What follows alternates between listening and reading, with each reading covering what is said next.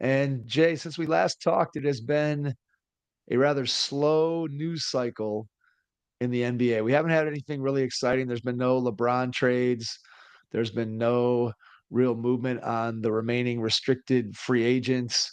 Seems like everything has slowed down, and I'm not sure when it's going to pick up again. So we were kind of struggling for what do we talk about tonight? We talked maybe we could discuss a little bit of summer league, but you and I haven't watched a ton of summer league other than maybe catching some Cooper Flag highlights and seeing VJ Edscombe scored 28 in his first game and Ace And the Bigley kind of being and up the and down. But and the dunk on the guy with the funny face and Johnny Furphy, Johnny Furphy and the bug dunk on the bug-eyed guy from the Bulls who had a yeah, big game, I that guess, guy should today. retire. He, That guy should retire. that guy scored like 20 points today. Oh, well, that's a redemption. It's redemption day. It is. It is. Redemption day. What's that guy's name? It's Bug-eyed man, guy from Chicago Bulls. bug-eyed guy. No, I can't remember his name now off the top of my head Did you because see the ESPN segment? They couldn't even get through the segment. Did you see the they were Sports Center laughing. segment? They were like they watched the dunk and then they showed the picture of him and the guy and the girl couldn't even they were just laughing. They couldn't even like wrap the segment. They just went to commercial because they did not prepare them for it. Apparently, I don't know. It didn't seem staged. Noah So Noah Asenge is the Bulls player who he dunked on, who had the crazy meme that's going to be forever in terms of crazy dunks. That's always, I think, going to be a crazy dunk meme for all of eternity, unfortunately, for Noah Asenge, who had, I think, 21 points in a summer league game either today or yesterday. I can't remember. But he'll probably forever be remembered for congrats. He's being not going to dunked be on, remembered unless for the he has a more 21-point illustrious. game in summer league. He's going to be remembered for the dunk.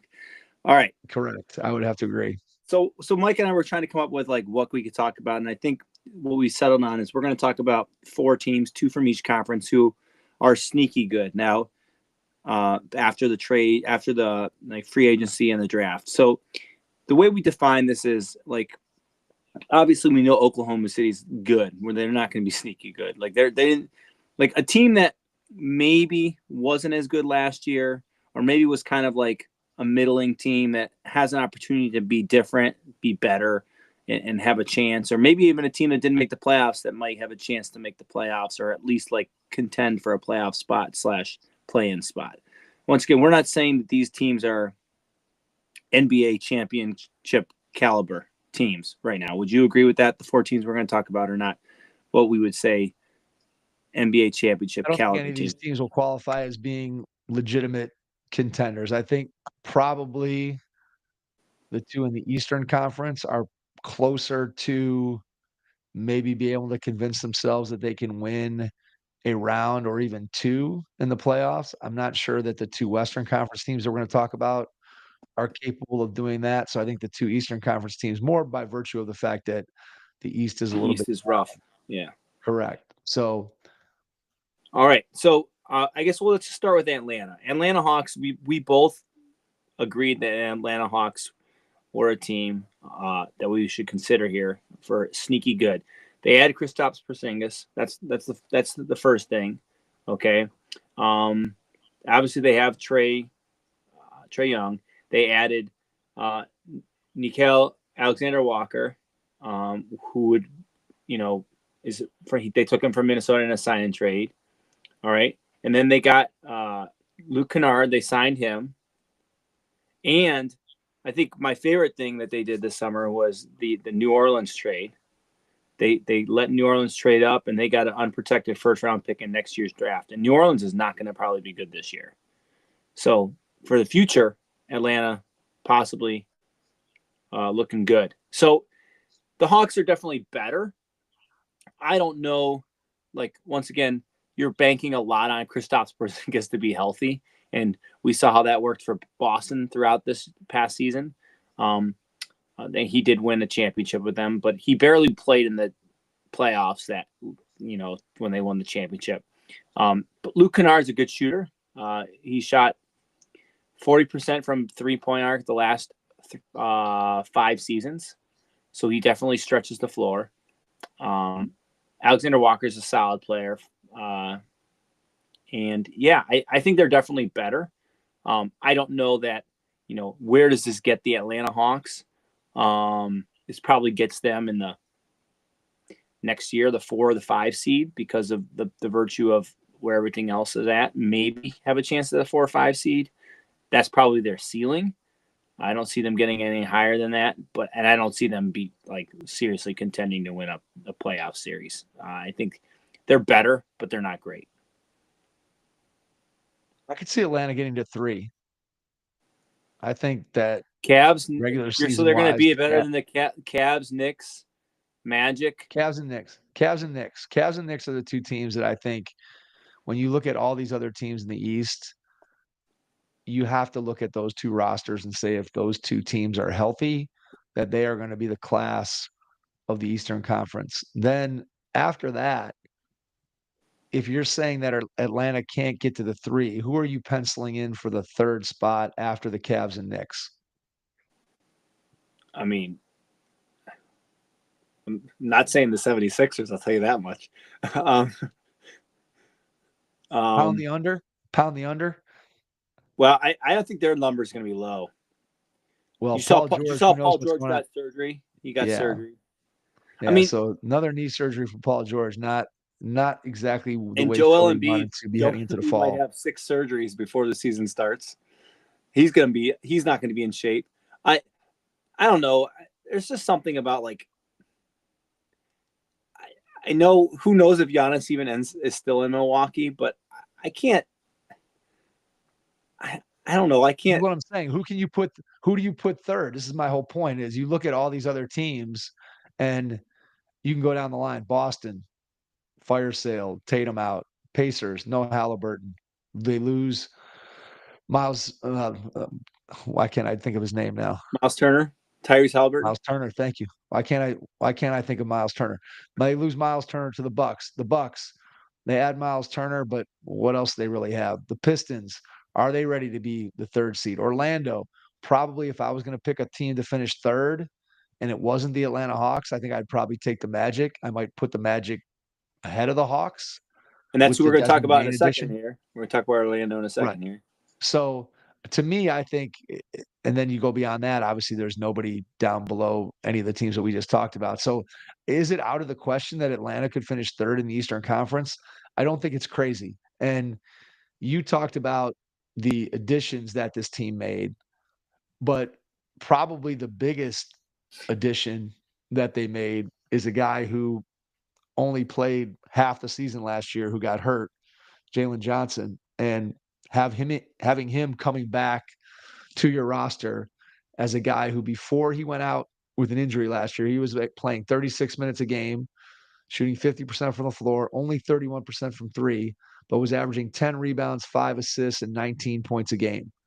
And that's a guy who was on his way to getting serious consideration for the All-Star game, and a guy who has multiple talents around the floor, can handle the ball, can pass, is long, is a good defender.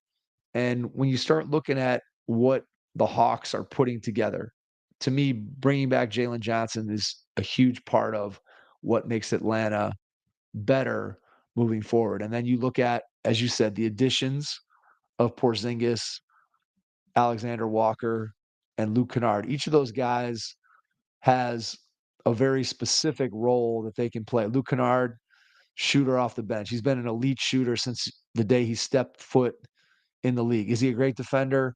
No. Do you want Luke Kennard playing 36 minutes for your team? No.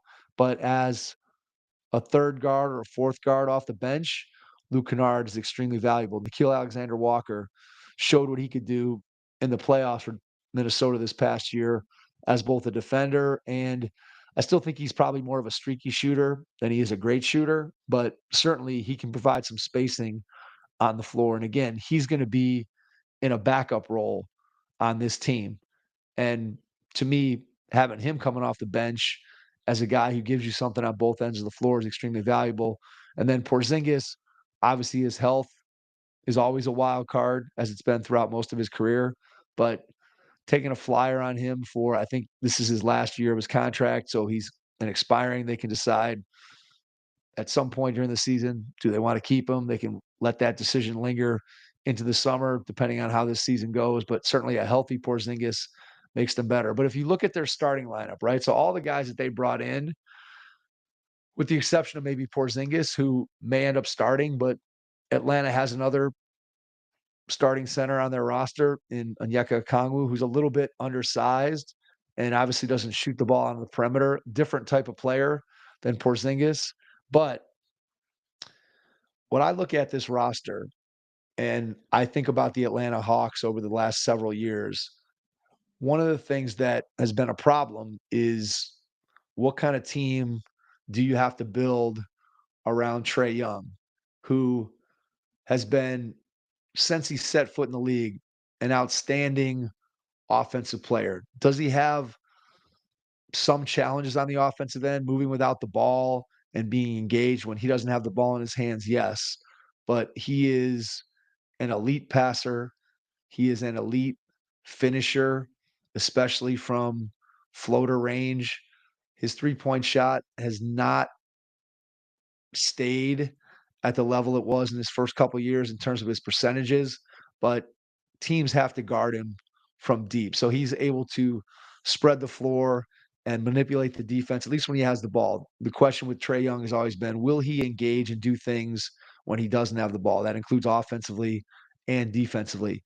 And so Atlanta's roster over the past couple of years just hasn't had the type of players that Trae Young needs around him, guys that are long, rangy, defensive minded, guys that can space the floor and shoot it. He needs a rim running center. Kongwu definitely can do that. Porzingis is more of obviously a spread pick and roll type of five that can space the floor for your team, kind of like he did for the Celtics. But just the starting lineup next to Trae Young, Dyson Daniels, in the discussion last year for Defensive Player of the Year after coming over in the DeJounte Murray trade from New Orleans.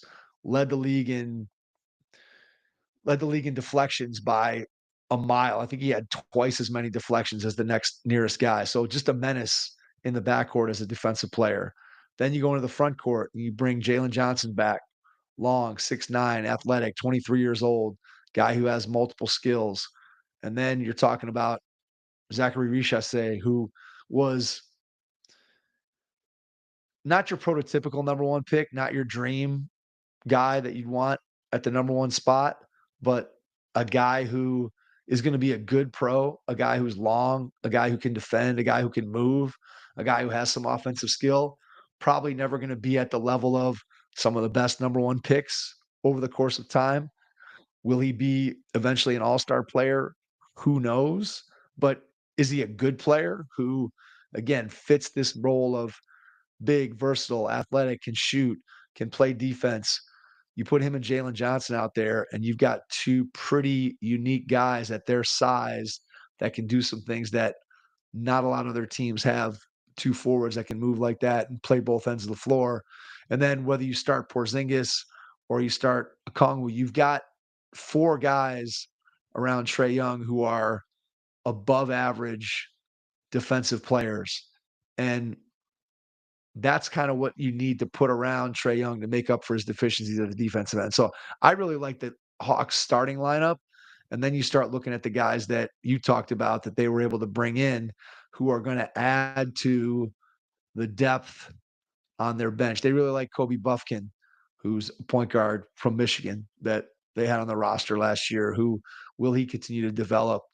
And I just think this team, they drafted Asa Newell out of Georgia, who was pretty highly thought of as, again, another athletic guy that can do lots of stuff. So I really like the lineup just in terms of its composition. So I don't know your thoughts about kind of the Hawks defense and the way this lineup is structured around Trae.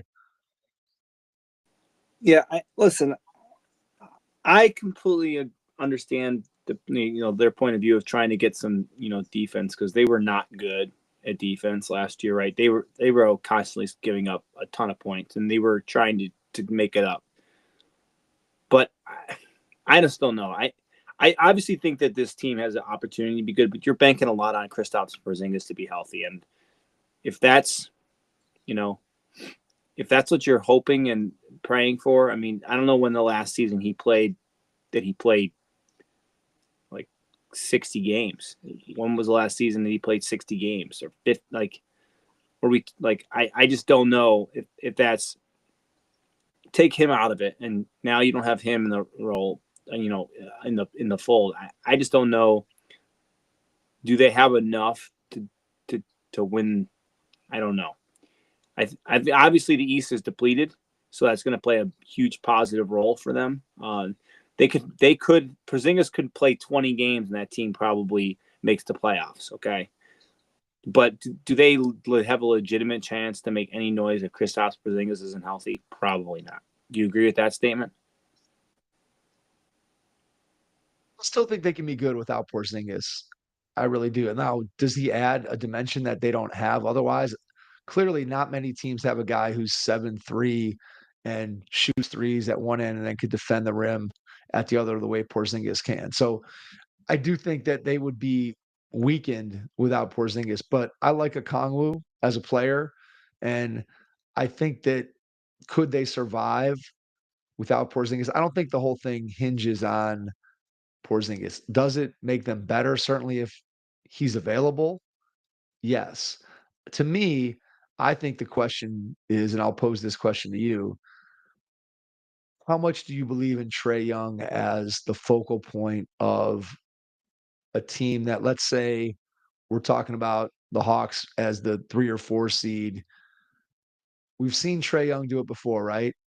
Get a team that he puts on his back and carries them to the Eastern Conference Finals. Now, obviously, there was some weird things that went on during the season where the Atlanta Hawks made it to the Eastern Conference Finals. Before that, I think everybody, including us, would have said, we don't think Trae Young is capable of being the guy that can take a team that far just because of his defensive shortcomings and sort of the way he plays offensively. And then he went and had that run.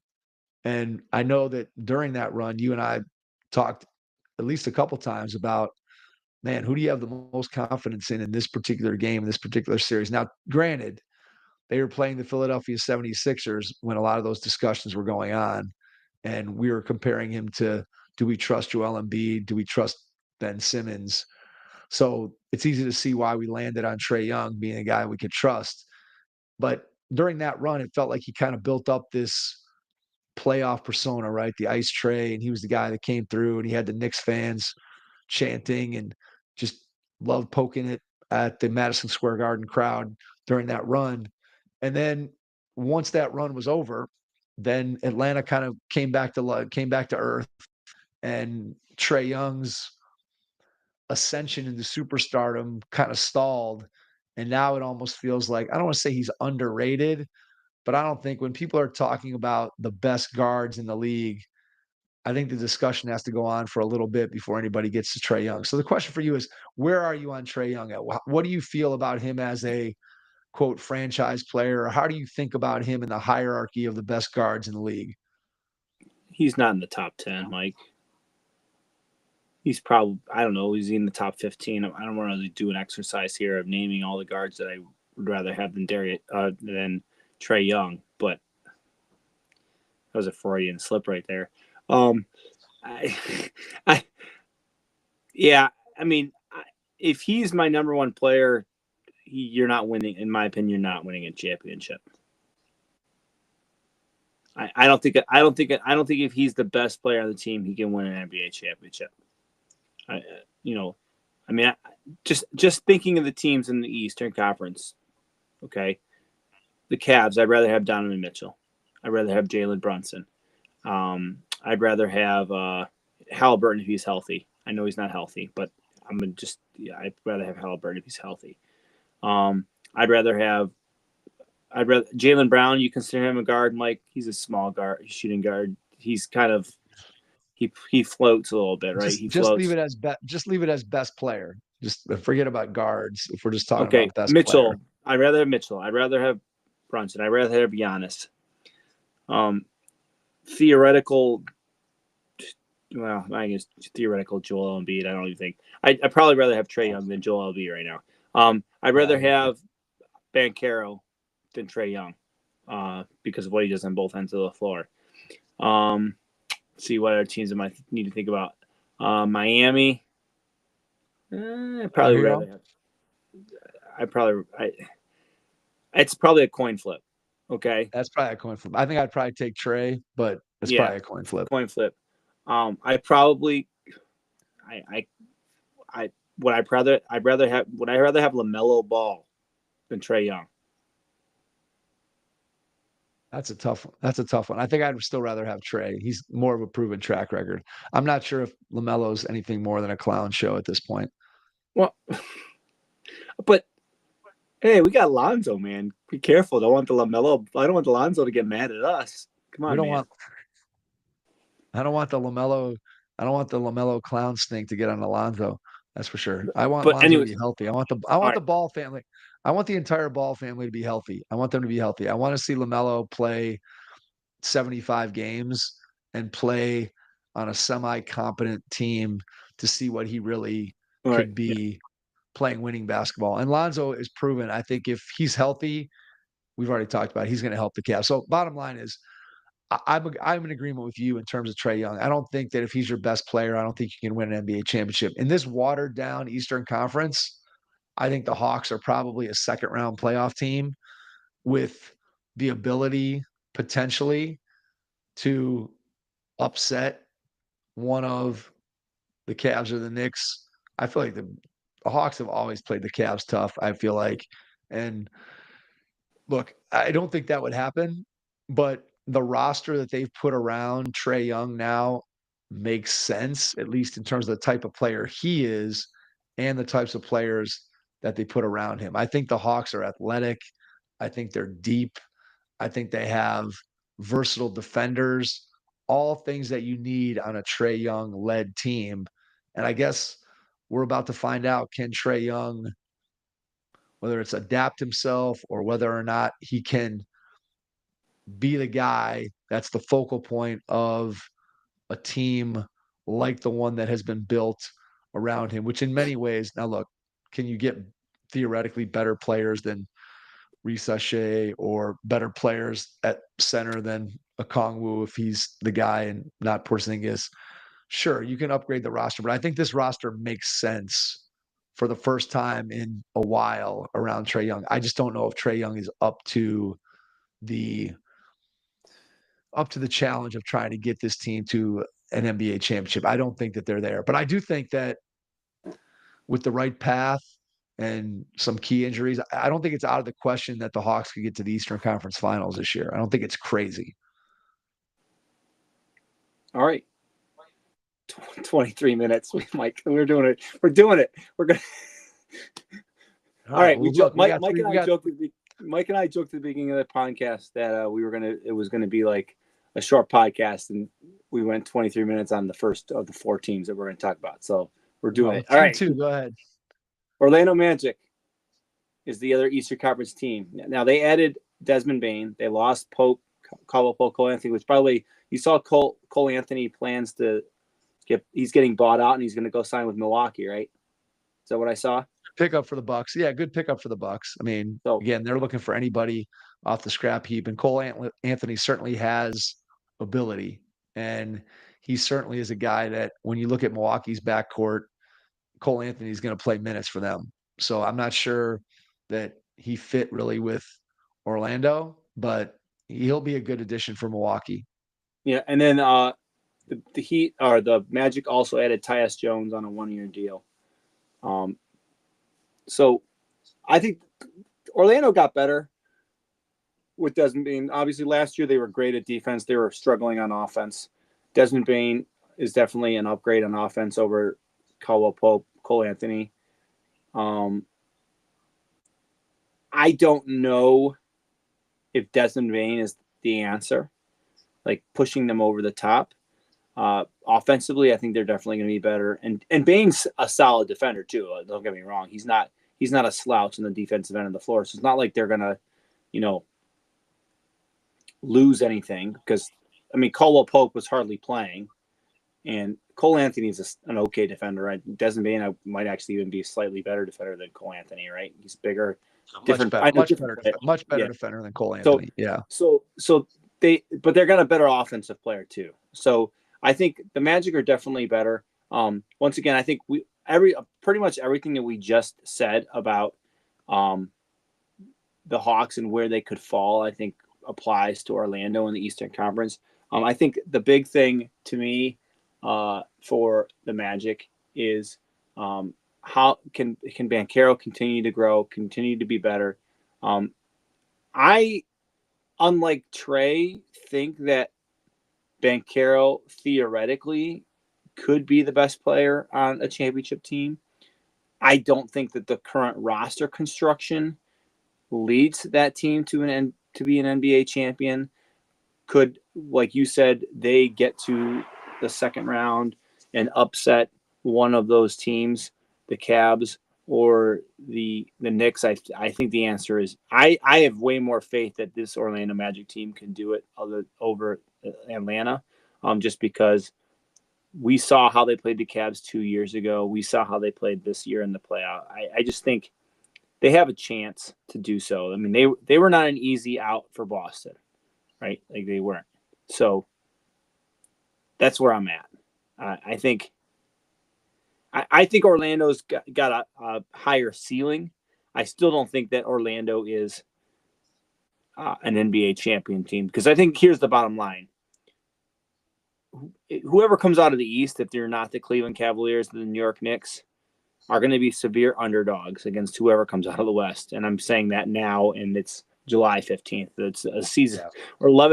We're 11 months from the NBA Finals, and I can already tell you right now, what if the Cavs? I think whoever comes out of the East is the underdog, more than likely. Maybe the Cavs won't be, or the Knicks, but anyone, if they're not the Cavs or Knicks, they're going to be severe underdogs, and they're going to get routed in the playoffs. Now, we said that about Indiana, and then Indiana pushed it to 7. So I guess, we were wrong on that. But I'm just saying that's just how I feel right now. I think Orlando, to me, there's 3 key things for the Magic. I'll say number 1, that I agree with you that the Magic ceiling is currently higher than the Atlanta Hawks ceiling. And part of that is because I think Paolo, as you said, is he there right now at this point of his career where he could be the best player on a championship team? I don't think he's quite to that level yet, but I do think that the potential for him to be the best player on a championship team is certainly there. I think when you watch him in the last 2 playoff series, right, against the Cavs 2 years ago and then this year against the Celtics, he was a guy who clearly was not afraid of the moment. He was a guy who was willing to attack, wanted the ball in his hands, was willing to do things that maybe other players are not in big moments, and wasn't afraid to fail. And that was the feeling that I got from watching him against the Cavs 2 years ago, and it's the same feeling I got watching him against the Celtics this year. His points per game in the playoffs, again, small sample size, but he averaged almost 26 a game in the regular season, and he bumped that up to 29 in the series against the Celtics. And he averaged 8.5 rebounds and 4 assists. So you're looking at 29, 8, and 4 from a guy who is 6'10, 240, 250 pounds, who handles the ball and does just about everything on the offensive end that you would want a guy to be able to do. Is he a great pure shooter?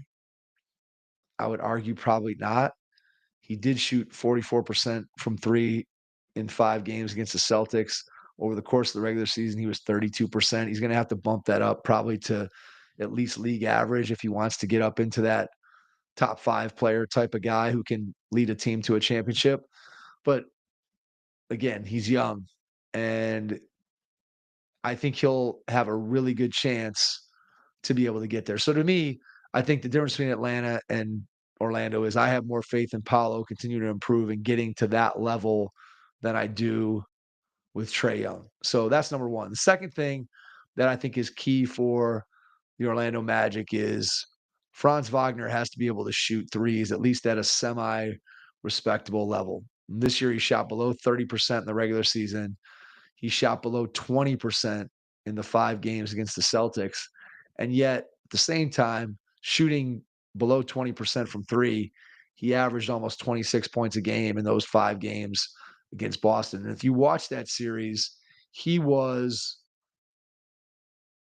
a guy that had the ball in his hands a lot, making decisions, and kind of was almost the idealized vision of what we thought Franz Wagner was when he came into the league, where he was advertised as a guy who was 6'10, who could play out on the perimeter, a guy who could handle the ball, a guy who had good vision. And he was all of those things.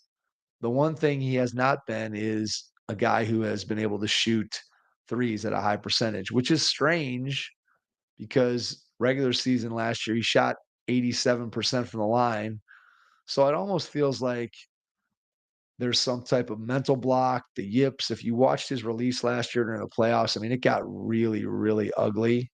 And I just think that for Orlando to reach their potential, Franz has got to figure that out. And again, does he have to figure it out to the point that he's Steph Curry?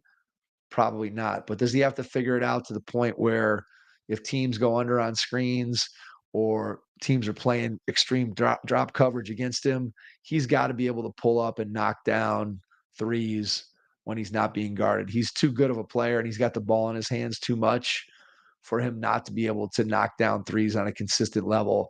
And if he can't, that's going to continue to hurt the Magic's offense, which we saw it in the playoffs against the Cavs. We saw it in the playoffs against Boston.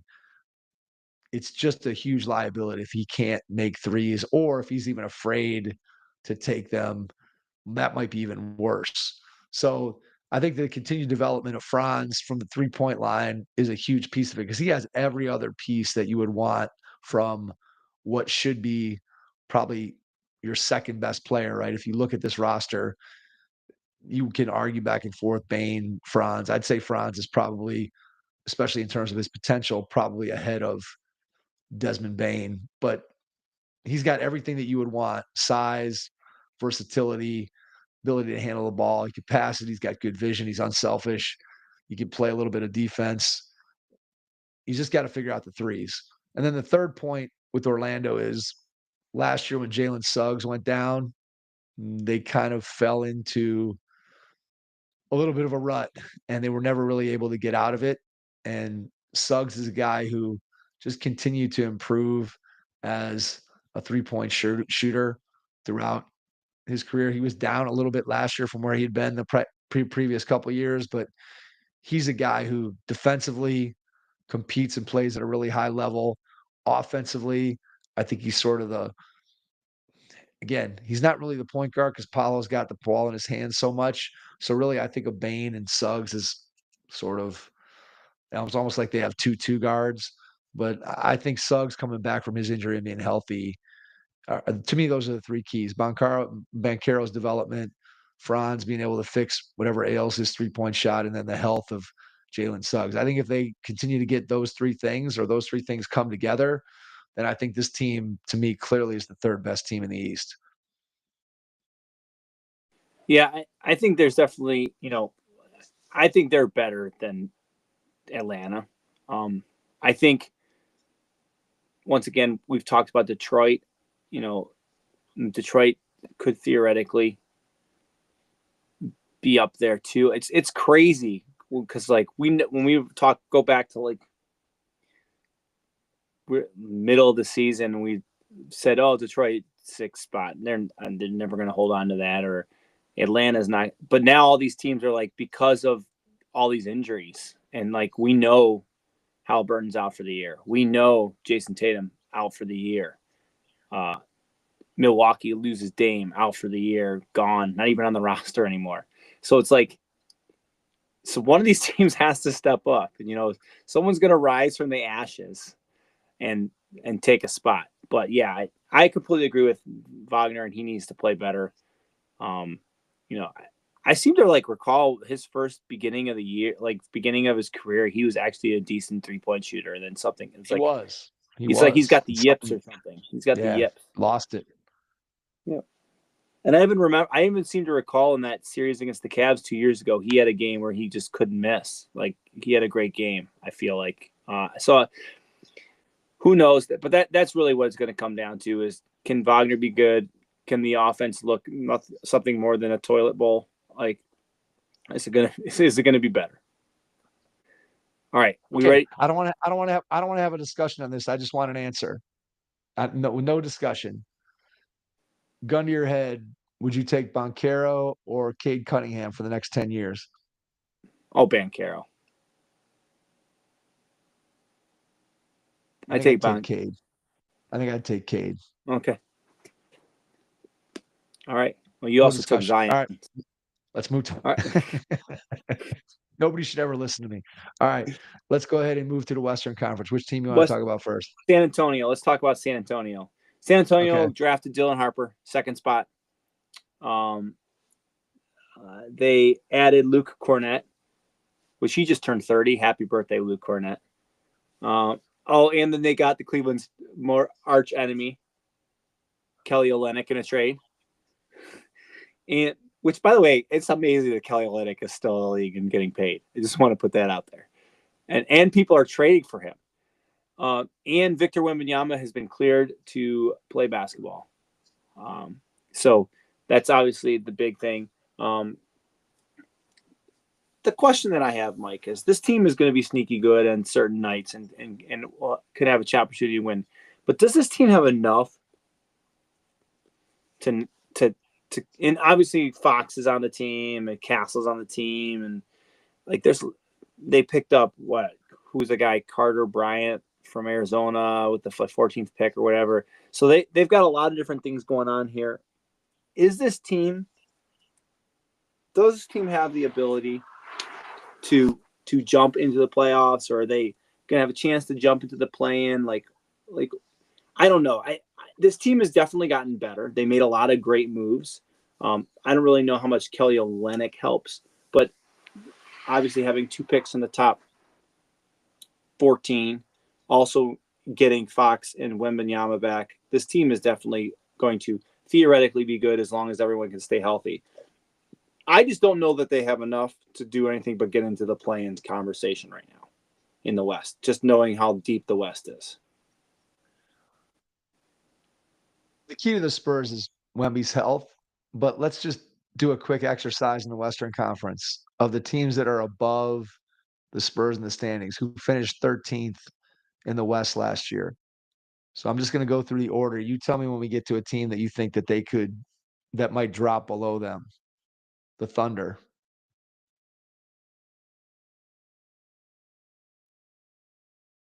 Yes, no. Oh, I thought you said stop me when you get to a team, so I wasn't saying anything. Okay. All right. Sorry. The Houston Rockets. The Los Angeles Lakers. Well, The Denver Nuggets. Hold on. If LeBron's gone, then maybe. Go ahead. Okay. Well, look, here's my one sentence take on the Lakers. It does seem crazy to me that the Lakers have been written off, whether that's by the media, by whoever, or by the team, or by LeBron. When you have Luka, who, when he's been right, is clearly one of the 5 best players This is in the longer than one league. sentence, Mike. Sorry. I'm just kidding. And LeBron. When you have Luka and LeBron, it seems like you should be. Most teams are dying to have a 1-2 punch of those 2 guys. Now, granted, LeBron's 40 years old, but it seems crazy to me that you have Luka and LeBron and you're not thought of or being thought of as a team that is legitimate. I know they don't have depth, and I know that there's some weird fit things, but anyway, so that's just a side note for the Lakers. All right, Denver, the Clippers, the Timberwolves, the Warriors, the Grizzlies, The Sacramento Kings. They're better than Sacramento. Okay. Okay. The currently constructed Dallas Mavericks. Well, I mean, Kyrie injured. Probably better than Dallas. The Phoenix Suns. Well, Phoenix is terrible. So, yeah. Okay. Portland. Portland was ahead of them? Portland was ahead of them. 2 games. Portland finished really strong. Um, I'd probably say they're better than Portland. Okay. I'm gonna go back. I think there's a chance they're better than Memphis because John Morant's not gonna stay healthy.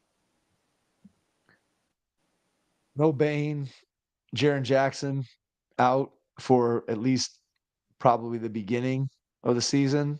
I think there's a really good chance that they're better than. Now, this is again forecasting that San Antonio's healthy when we're talking about Memphis getting hurt, which clearly for just about any 2 teams, you compare 2 teams, and if you say one team's healthy and the other team's hurt, well, yeah, the healthy team is going to be more likely to be better. I still think that the best version of both of those teams, I think there's a chance that San Antonio is better because if you're talking about the best version of San Antonio, you're talking about Wemby taking maybe a leap that people thought he might take last year, which he really didn't on the offensive end of the floor. He was sort of status quo from his rookie year.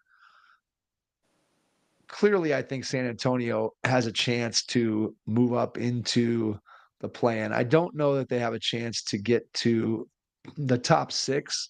To me, the only team in the top 6, well, I shouldn't say that. I mean, I think you can pencil in Oklahoma City, Houston, the Nuggets, and the Timberwolves as the top 4 teams in the West as it sits right now. I'm not necessarily I think Golden State, they really haven't done anything. I know there's been rumors that they're going to sign Horford, but that hasn't happened yet. And Jimmy Butler's a year older. Steph's a year older. They're young guys.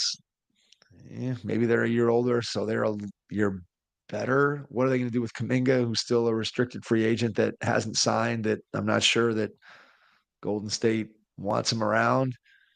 I just, to me, I could see Golden State dropping a little bit.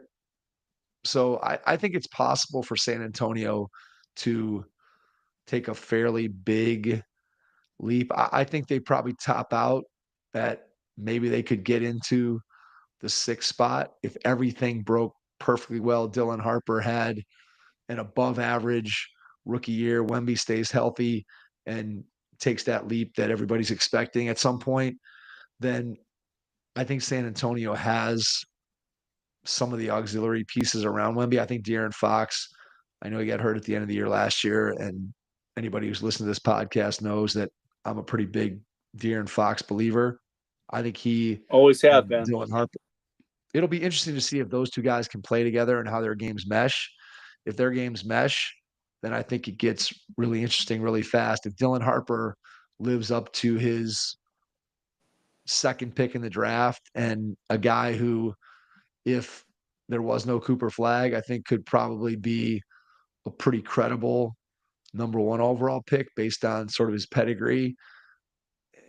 If he can live up to that, I think that you look at the rest of the Spurs roster, and there's certainly good things here that they can build around. Obviously, Vassell is somebody that they're kind of still waiting to see exactly what he can be once they start winning.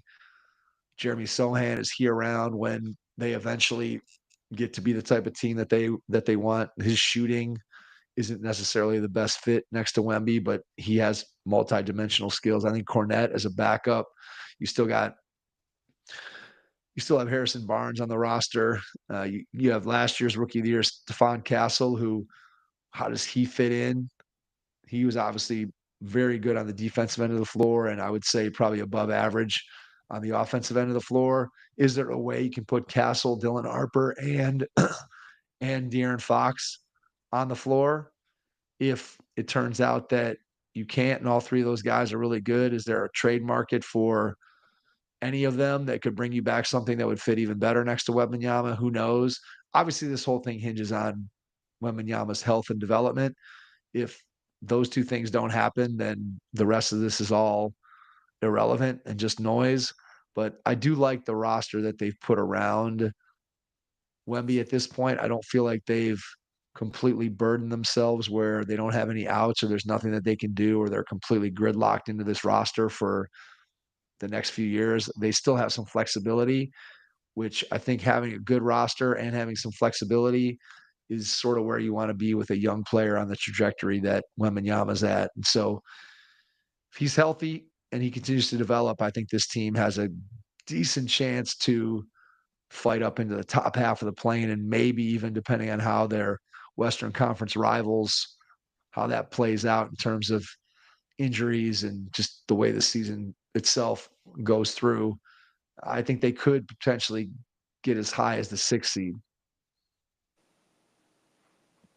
All right, you have more faith in them than I do. I don't think there's any way.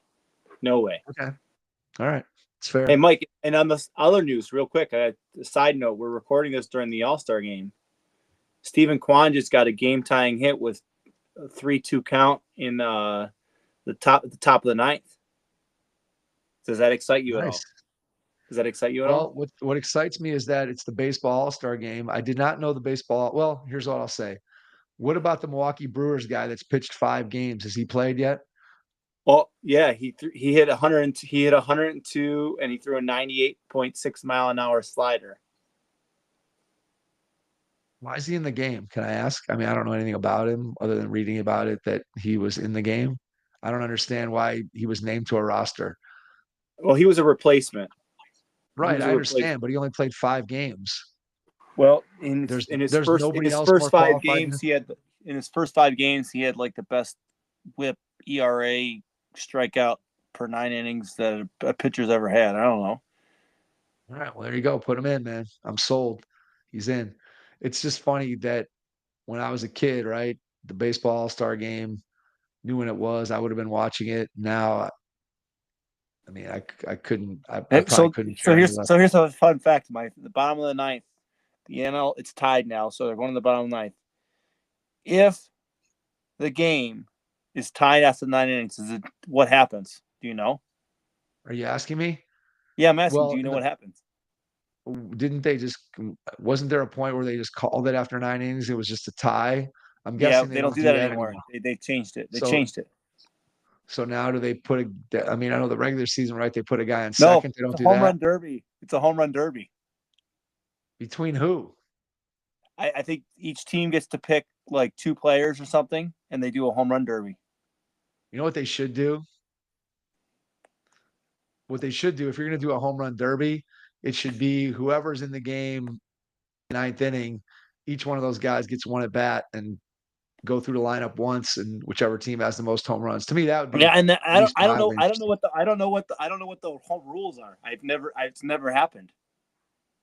Well, here we go. We're gonna have to end the podcast early just so we can watch this exciting Major League Baseball All-Star game.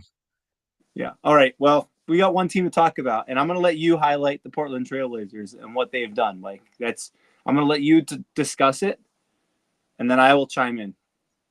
All right. Sounds like a plan. So the Portland Trailblazers, they did a little addition by subtraction and allowed DeAndre Ayton to walk out the door, which frees up some room for Donovan Clingan, who was their draft pick last year.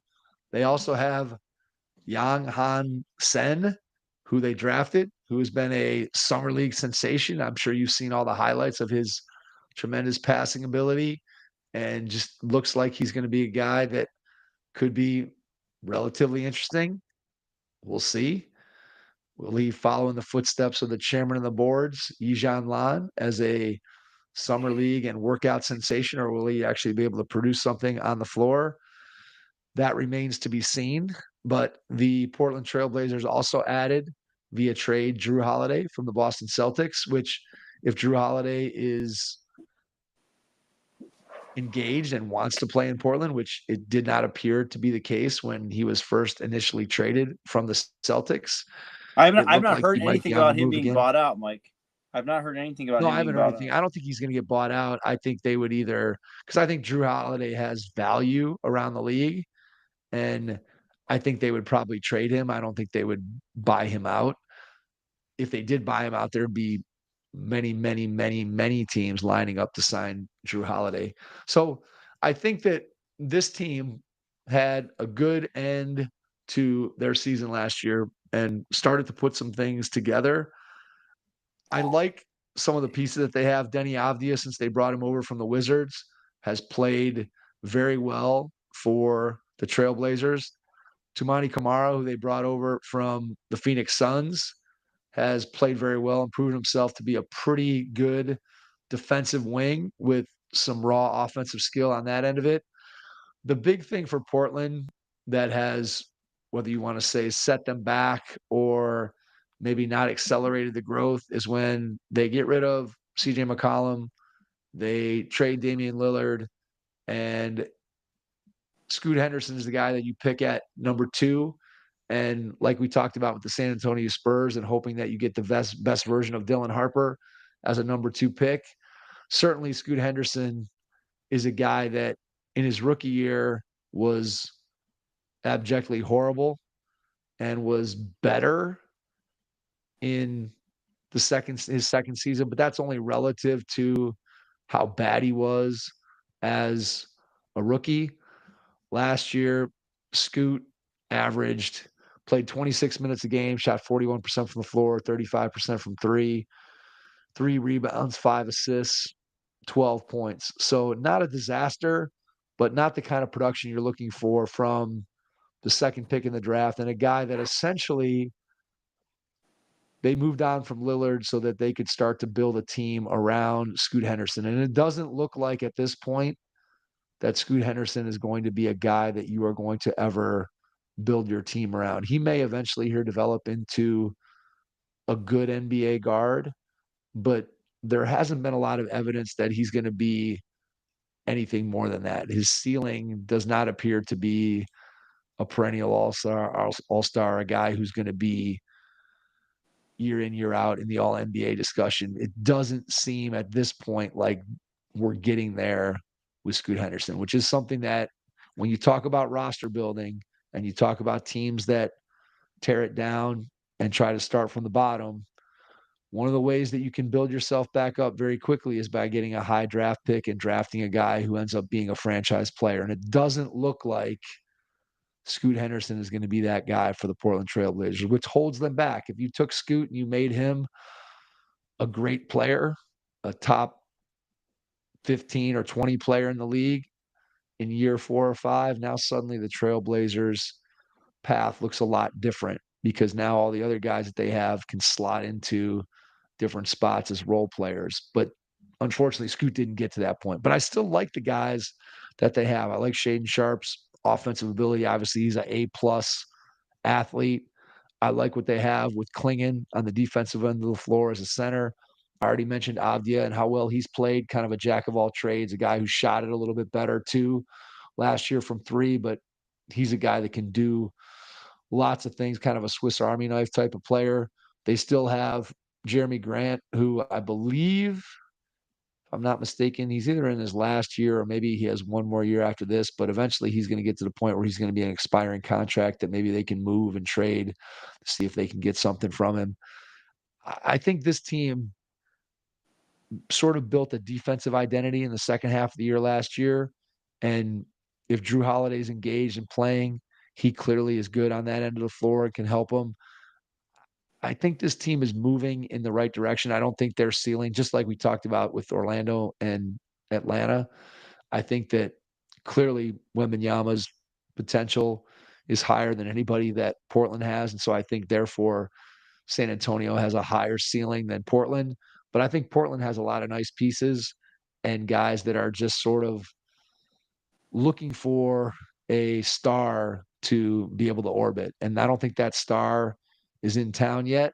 And I don't know how they get that player, but I do like what they put together. And I think they have a chance to be maybe better and fighting for a play-in spot. I don't think they're in the same position as the Spurs where they could surprise you and win 46, 47 games. I don't see that for Portland, but I certainly see where they might have the potential to go 41-41 or 42-40 and sneak into the back end of the Western Conference play-in picture. All right. all I'm gonna say is everything you just said, Mike. The Portland Trailblazers don't excite me. They just don't. In the Yeah, Western Conference, that I makes think sense. I just don't think there's any chance. I don't even think they're a play-in team, Mike, in the Western Conference. They don't excite me. I'm not if I'm a Portland Trailblazers fan, I'm not going, woohoo. I'm so happy that we made all these moves. I think there's zero chance that Drew Holiday's on the team by the trade deadline. I think there's a zero chance that Scoot Henderson is going to be the best player on a championship team. I think there is a zero chance. I'm going to say this, Mike. I'm ready. There's a zero chance that Chauncey Billups is the coach after the season. I So you just think don't. this season is a disaster waiting to happen? Yes, I do. I don't know why, but I'm not excited. I'm not excited if I'm Portland. If I'm a Portland That's fan, fair. I'm not jumping for joy. We are getting a home run derby, Mike. Okay, So I well, just we'll saw have to that. see. Here's the home run derby format. Okay. 3 players from each team. They get 3 outs each. Each player gets 3 outs. So it could be any 3 players. They could have already played in the game, or they could have not played at all. It could be any 3 players. It alternates. So the away team will go first, Okay. and then the home team, away team, home team, away team, home team. Kind of intriguing. It's kind of an intriguing way to end the game, Mike. All right, we'll see. We'll see. By the time people are Yeah, listening to this, the results will already be known and the excitement will have already taken place, along yeah. with the excitement of the Portland Trailblazers that Jason Portland has so Trailblazers, eloquently which is more described exciting. The Portland. how excited he is for Portland Trailblazers basketball. I will say, I agree with you from this standpoint. I think that other than some Shaden Sharp dunks, I'm not sure that there's a ton of highlight reel potential in Portland Trailblazers games. I'll just leave it there. So I agree with you on that front. Yeah. All right. Well, that's where I'm at with Portland Trailblazers, Mike. I don't know. I don't know what else to say. You know, when we were talking about sneaky good teams that could be sneaky good, when you said Portland, that team hadn't even come to my mind, Mike. So Well, I went. there's nobody else. I think all the other teams, there's nobody. I don't know. To me, the only reason I said that is because I thought they ended the season strong, and I do think they have quite a few good players. I don't know if they have that one great player like we just talked about, but I do Yeah. think they have a lot of good players, and they also have a team that is not an established team. I think you look above them in the standings, and you can kind of tell what all those other teams are. They have maybe a little bit more. I don't even know if continuity is the right word, but they have more known entities. Whereas I feel like Portland still has some unknown entities or some entities that are still developing that you can have hope for that maybe they'll turn out to be more than what they are currently. So that's why I said the Portland Trailblazers is one of the sneaky improved teams. We'll see. That might only mean that they are right on the cusp of making the play in and they don't make it. But I think they have a chance to compete to get into the playoff to play in picture in the Western Conference. All right. Anything else, Mike? Anything else? I think no, I don't think there's any other We news. made it to an hour, Mike. We did it. We did it. We got it to an hour, but we kept it under an hour. So we're at 59 minutes right now. So I don't know if we did it, we didn't do it. I don't know how we classify it, but nonetheless, thank you for checking out tonight's sneakiest, most improved NBA teams podcast here during a slow news week in the NBA. We'll be back next week with who knows, maybe it'll be another gimmick, maybe it'll be a LeBron trade. We don't know what's going to happen next, but either way, Jason and I will be back next Tuesday night / Wednesday morning. And we thank you for listening tonight, and we will catch you on our next episode. Thanks.